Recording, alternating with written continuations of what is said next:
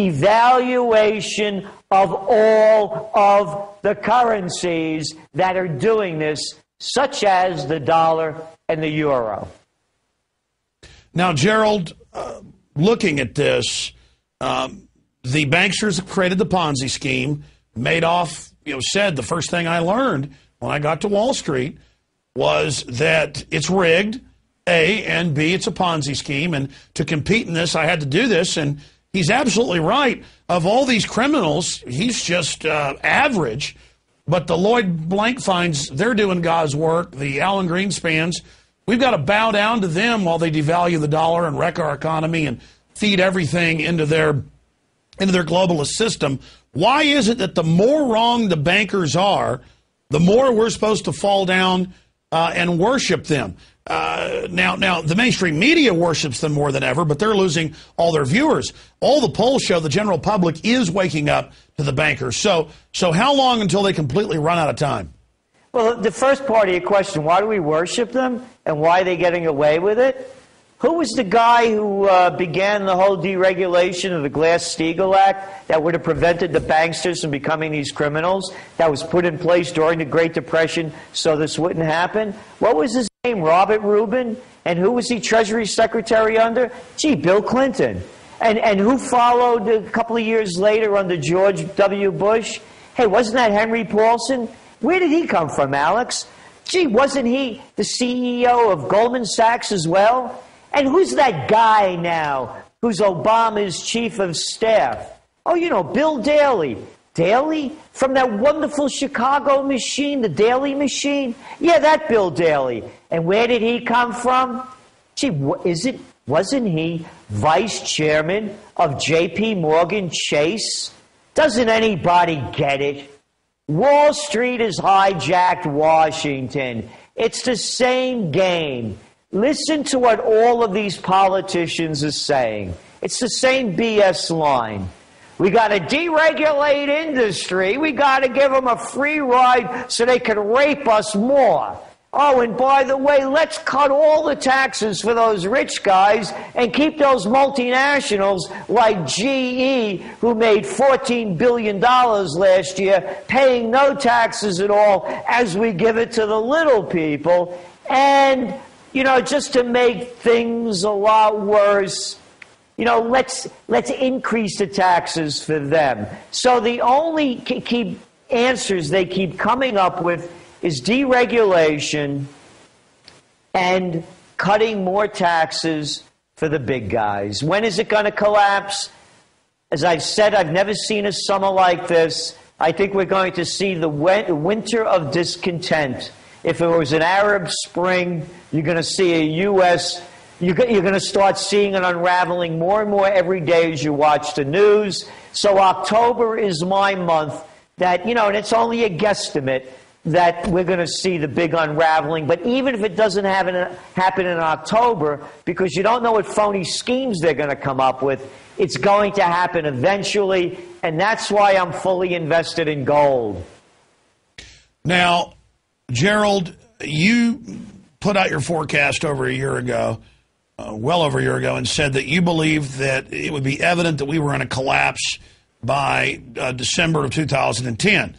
And if you looked at John Williams' shadow stats, if you looked at all the old numbers that government would use to put out more accurate breakdowns, we'd been in a depression for 2 years at that point. Now they're calling it, Geithner is on the Meet the Prostitutes and other shows, Geithner's calling it the greatest recession or the Great Recession. And we see the jobless numbers, the factory closings. We see all of this happening. And so more and more they're having to say, okay, it's a double-dip recession. Well, a double-dip recession that we never left is really a depression. So you've been proven right. It's just a deepening depression. So break down from your view how bad this depression is going to get and the response that we're going to see by government that's bought and paid for by these offshore banks. And then the reason I have you back here tonight, where we left off on the radio because we ran out of time, you were getting to the road warrior scenario, the violence scenario, and you've been talking about this. And today we had shootings at IHOPs and at H&R Blocks and 48 people shot in New York and 2 dead cops. Things are, metal thieves are stealing everything. They came through our office stealing stuff a few weeks ago. They're cutting the catalytic converters off of the cars while you're inside working. All the coffee shops I go to are being robbed. But the controlled prostitutes tell me crime isn't going up, and they're laying off cops. And the cops that are left are going to be out there raising revenue, writing tickets to old ladies and arresting people with lemonade stands and banning gardens in your yard and SWAT teaming Gibson guitars. It's as if the government is taking PCP or something. Look what's going on in the UK. And you looked at the riots, they call them hooligans and criminals. It's the same thing that's happening around the world. And it's going to happen here in the U.S. You know my saying, when people lose everything and have nothing left to lose, they lose it. And they're losing it. And you, as you mentioned, at the IHOPs, you're going to start seeing, just as they're, again, use the UK as your model. They're taking away all civil liberties. You read an article that comes out by your favorite girlfriend over there, Janet Napolitano, big sis. I hear you have a crush on her. Or was it like you like to crush her? One of the two. But anyway, she's so happy we have all these surveillance cameras around. So as what happens is, the more the government loses control, the harder they are going to crack down on us. So when you see a society where so many young people have no education, they can't get jobs, they're whacked out on drugs that, when I was growing up, nobody ever dreamed of, you think you're going to see a lot more violence, and the response is going to be, we got to crack down on crime. So the worse crime becomes, the harder they're going to crack down on us. They'll use it just as the UK, just as the United States used 9/11 to rape us of constitutional rights. The UK is using that over there. The example that happened in Rotterdam, whatever the place was, to crack down on civil liberties. So that's where we're going. It's only going to get much worse. And you were talking about John Williams Shadow's stats, the Great Depression. Look at housing. How many times did they say that the real estate market was turning around? It's worse. It's worse than it was during the Great Depression. And it's only going to get worse. Well, Gerald, my next question is basically going back to Janet Napolitano.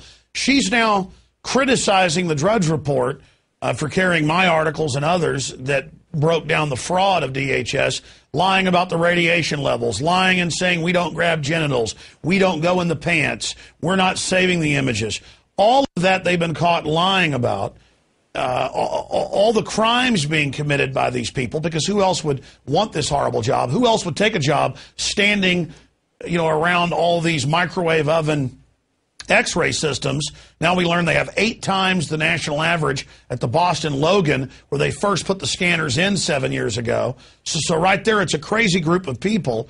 And she's out attacking the media for basically calling her a jackboot. This is incredible. She's telling us we're wrong about jackbootism when clearly that's what Homeland Security is trying to set up in this country. And my next issue for you is that I know that somebody near and dear to the Trends Research crew has been arrested for having her body painted, something very popular there in New York City. At the same time, we have just incredible crime exploding. I see reports of New York police ticketing pregnant women that sit on a park bench too long, or people who are caught smoking cigarettes on the street. The harassment is really kicking into high gear. Exactly. This is what happens when societies break down. Look how the people hated the cops in Egypt. You keep breaking down the little people. Yeah, Zoe West, it's all over the news. Wall Street Journal, The Post, the UK Mail. And she's an actress. She just finished a role as You Like It, a Shakespearean role this week. And she got her body painted in Times Square this past week. 5 of New York City's finest pounced on her, put her in handcuffs. You have to see these pictures of a 96-pound girl as during the weekend, as you point out, 48 shootings. Yeah, there's more crimes in the naked city than a naked 21-year-old little girl whose body's painted, and you couldn't tell she was naked unless you really looked up close. So this is what they're doing, Alex. Any little minor violation, it's screw the people, and if the people don't stand up and take action, and I'm proud of Zoe for what she did. She had the guts to do it as everybody else is being mowed down when these motor mouths like Napolitano and the rest of them keep telling us what we should believe, what we should do, what we should think. And here's my favorite. As this economy's crashing, you start hearing these Wall Street wankers start yelling out, you know, we need some policy decisions by the Federal Reserve and the European Central Bank. They're the ones that got us into this, and we're hearing that the wonderful, delicate geniuses, as you call them, the precious geniuses, they're going to have new plans. Well, they did create a plan. Trillions in Ponzi schemes. They made money on the way up. Then they hold everybody hostage saying, give us more trillions or everything will fail. And now they've screwed things up, as you and many others predicted they would, as common sense in the market shows. And now their answer is, let us set up a Bank of the World and pay us VAT taxes and carbon taxes. That'll fix it. You know, listen, in closing, here with you, Gerald, I really want you to break down any other trends that you see coming in the next 6 months to a year.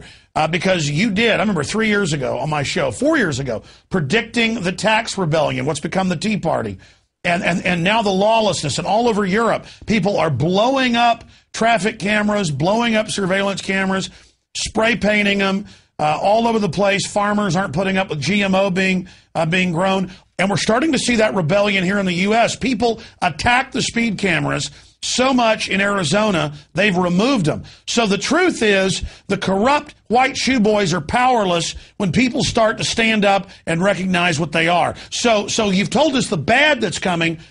What other bad do you see, but also what other good trends do you see? I mean, are we going to see the head of Goldman Sachs, who's gotten the big criminal lawyer from Enron? Are we going to see him indicted? What's coming? Yeah, you're not going to see any of the big heads roll. All the attention is going to go down to the little people. And they'll keep making examples of us. We're seeing a collapse happening. It's an economic collapse worldwide. China's not going to make it out of it. Brazil's not going to. That old saying, when America sneezes, the world catches a cold. We're the largest consumers, hands down.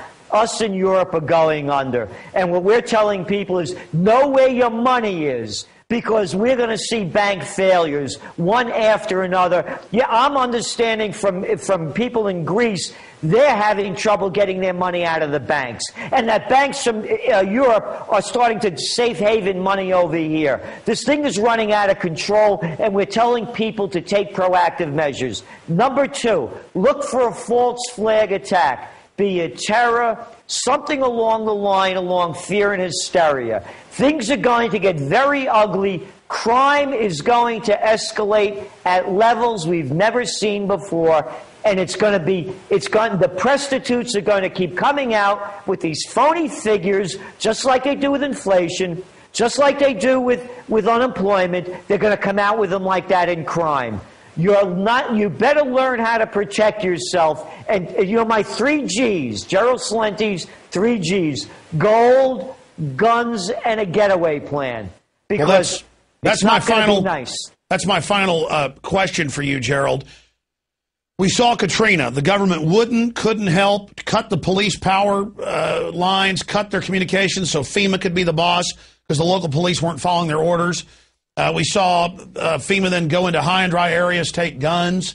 We saw FEMA ordering everybody around with a little hurricane that hit New York, posing as saviors. They've shown up in Austin with the wildfires, telling everybody to stand down and come to them for orders. They've taken our National Guard, sent them overseas, and so instead we get a bunch of FEMA people. You know, my issue is government can't and won't protect you. But in the Great Depression, we had 90% of people that were rural, self-sufficient. Now we're over 90% that are urban.